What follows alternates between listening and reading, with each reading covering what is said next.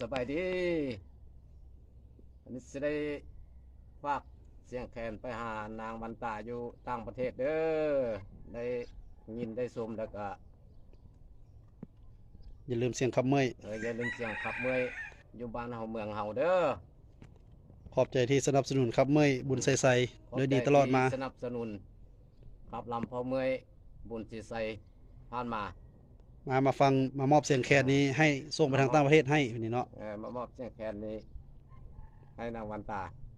มาบรรเลงเลย เอาเลย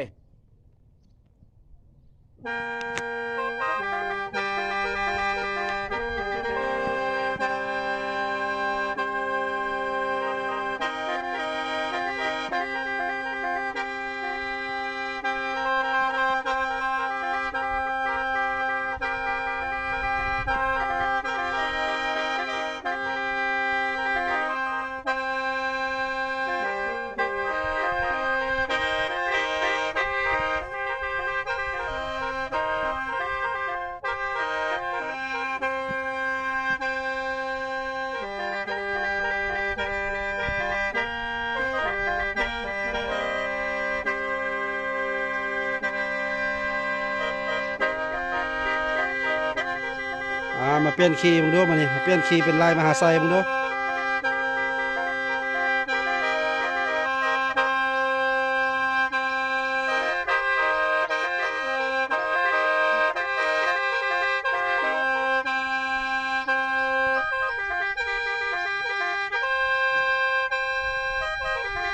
เปลี่ยนลายเขา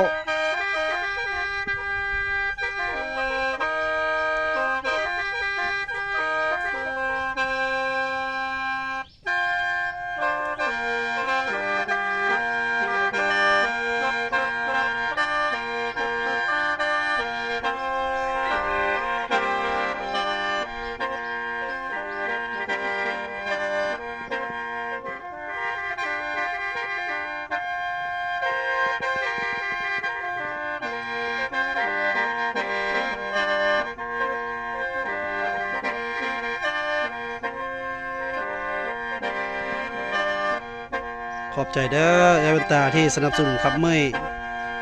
บุญใส่โดยดีตลอดมา